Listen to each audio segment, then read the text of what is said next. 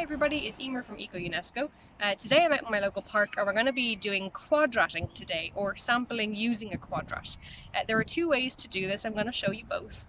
One of them estimates the population number of a particular species within a certain area. The other uses a transect line, and that shows the difference of how that population varies depending on human, or so biotic, or non-human abiotic factors. We're going to have a look at both, and I'll explain both as we go. Today we're down in my local park, but I'm going to show you how to do an ecology-based experiment, or more so a biodiversity experiment, using a quadrat that I made at home. It's essentially just 4 pieces of garden support for flowers that grow too tall, and if you come in really closely and have a look, I have literally just wrapped some rubber band around them to stick them together, and then reinforced the rubber band with a little bit of gardening wire.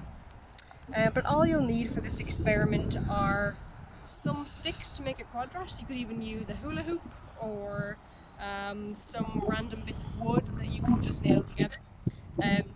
Use parent supervision if you're going to do anything like that though. You want it to be approximately 1 meter by 1 meter squared, so each individual row or each individual line of your square should be about 1 meter long. So in order to measure that, of course, you need a measuring tape. You'll also need a measuring tape to actually measure the area that you're going to work in. So you'll see that I have these stakes set up and I've already measured my area. I have another one there behind that tree. I have another one behind that tree, and another one down in the far corner of the area there. So once you measure up, so for example I measured and we have 19 meters by 13 meters, so when you multiply those two together, 19 by 13, you get 247 meters squared. So what you want to do is, once you have your area mapped out, you don't need to map the entire area. By map, I mean use the quadrat. You only need to get about 5 or 10% of your area mapped with the quadrat, which basically means you throw the quadrat and you look at the biodiversity within that quadrat. So for me to do 5% of this area would be approximately 12 throws and looking in each box of the quadrat. If I wanted to do 10%, then I would need to do approximately 24 or 25 throws and map out the biodiversity in the quadrat. So what you do when you want to use one of these quadrats is you actively pick a species that you want to look at. So for today, I'm going to focus on daisies. So here I have my quadrat, which is my meter by meter squared. So the main thing that you want to do when using the quadrat is, or when placing the quadrat should I say, is be completely random in how you place it. So there's actually some scientific algorithms that you can use to do this. I'm not going to do that. I am going to spin myself in a circle and just throw it. So please make sure that you don't have family or friends or complete strangers nearby that you can hit with the quadrat. So if you want to pull back a little bit, cameraman, I'm going to spin in a circle and just throw my quadrat. So here we go. And landed over here. So let's go have a look at some daisies. So, pretty easy to see that inside our quadrat there are 0 daisies. So for this, my first throw, which I will have listed on my record sheet as throw 1, the result will be 0. Now if you want to, especially if you're looking, say for example, at white leaf clover, which is a bit tougher than just daisies or dandelions, that's these guys here, you might have to get down closer, you might even have to sift through to make sure that there's 100% no daisies in here, or whatever species you're looking at. You can also use this to look at insects. So if you have an area population that's very full of a certain insect species, you can also look for them using a quadrat. Cool, so we have thrown our quadrat and this is what we have. So if you were to look at this immediately and just count the daisy heads that you see, you could find 1, 2, 3, 4, 5, 6, 7, 8, 9, 10, 11, 12, 13, 14 daisies. However, you don't necessarily need to count each individual flower, because a lot of the times there will actually be 2 flowering heads from the same flower body, and that's what we want. We want the flower body. So we're going to need to trace each of these daisies back down their stem and see if some of them are from the same flower body. So let's have a closer look. So if we come down here and have a look at these daisies, we can see that this one is pretty much by itself in a separate flower root all alone. If we follow that, the leaves are all separate from the other daisies, so that is a standalone daisy. If we move across, we can do the same thing with all of the other ones. This is a flower or a daisy head that hasn't yet opened yet, but that's a daisy by itself. So this would be daisy number 1, daisy number 2. This one is very close to this one, but they are separate, so that's daisy 3 and 4. And this one, even though it's super close again and hasn't opened yet, that is actually a separate flower. That's daisy number 5. So then over here we have daisy 6, daisy 7, daisy 8, daisy 9, 10. And then over here is where we see an example of where our daisies are connected. We actually have 2 daisies here. This is a daisy head, even though it's dying, and then we have this daisy head, but they're actually connected to the same flower. So these 2 daisies, actually these 3 daisies, because they're all connected to the same flower, those 3 daisies would actually count as 1, which means we have 1, 2, 3, 4, 5, 6, 7, 8, 9, 10. This is 11. And then if we move over, we have our final daisy, which is daisy number 12. So instead of doing the initial 14 or 15 daisies that I said that we have, in this quadrat, our result is 12. So I just want to look at one thing that could happen when you're using a quadrat, where half of your daisy plant could be within the quadrat, and the other half of your daisy plant could be outside of the quadrat. If it's exactly 50-50, then you can decide whether you want to count that or not. That's up to you. But usually it's not exactly 50-50, and what you need to do is you need to get down to the very, very root of that daisy plant and see how much of the plant is within the quadrat. So with me getting down to the base and moving that around, we can see the majority of the daisy plant is actually within the quadrat, and only this tiny little guy is not. So this, because it's probably about 80% in the quadrat and 20% without, this would count as a daisy being within the quadrat, even if part of it is outside of it.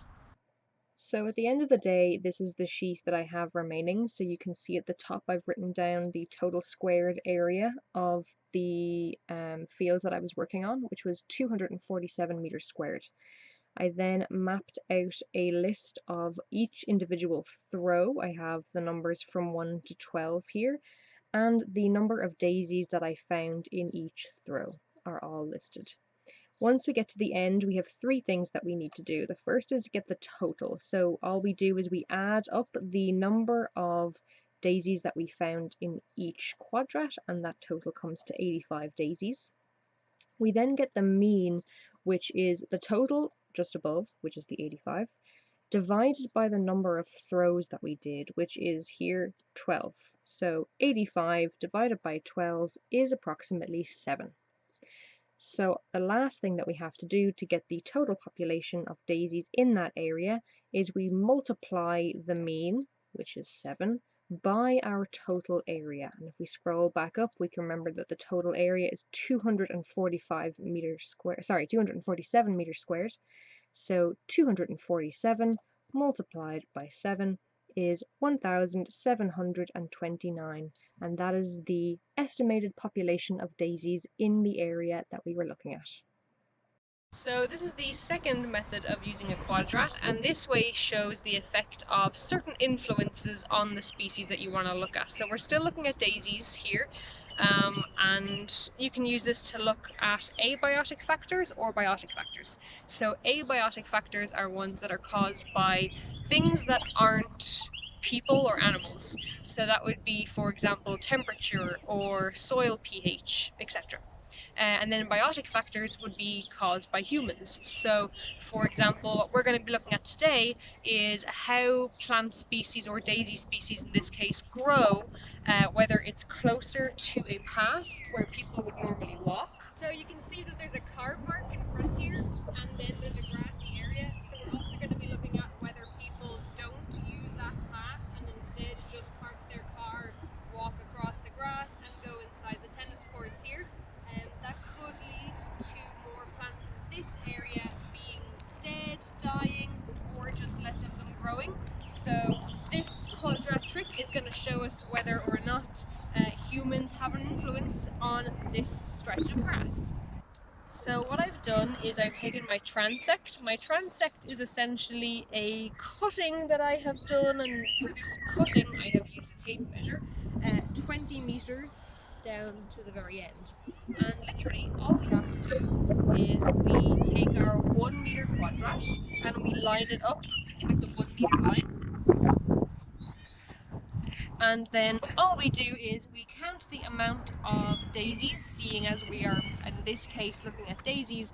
We do the same thing where we count the amount of daisies in this quadrat, and then once that's done, all you have to do is keep your hand on the edge of your 1 meter quadrat and just flip it over, and then you have your next meter, and you do that for the full 20 meters the entire way down.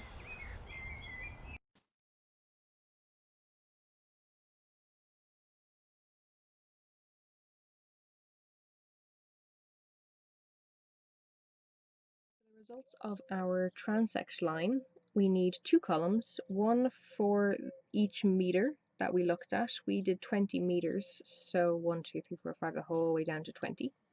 The second is the number of daisies counted in each meter. So in our first meter there was 16 daisies, in our second meter there was 9, in our third there was 2. Then we see a huge drop off in daisies, and then eventually they do start to come back before they drop off again. So I've color coded these for me to remember where exactly on my transect line the path was, and then where there was that open area for walking between the car park and the gate, and then where the gate was constantly, so you couldn't really cut across that grass. I then put all of this data into a scatter graph, and how I did that was just taking this information on Excel, hitting insert, and then picking the scatter graph I wanted. I chose this one up here, and then it auto made this graph for me, so we can see the number of daisies that we had counted. Starts off pretty high for the path, which suggests to me that maybe people don't use they do use the path and don't cut across the grass in that area. But then it drastically goes lower, which makes me think that people who are parking their cars do cut across the grass, or that the pollution from the cars perhaps could be affecting the daisy's growth, maybe. And then when the gate starts to come back around number 10, and number 10 here, we see that it starts to rapidly increase in the number of daisies. But then, interestingly, towards the end of the graph, even though there was still fencing in this area, the daisies drop off very suddenly again. So looking at this could make me think that maybe there was some abiotic factors in play, and that could be a different experiment where I could look at, are they getting enough sunlight? Is the soil's pH different the further away from that gate that we get? There's a lot of different factors that could lead to this spike and then rapid decline.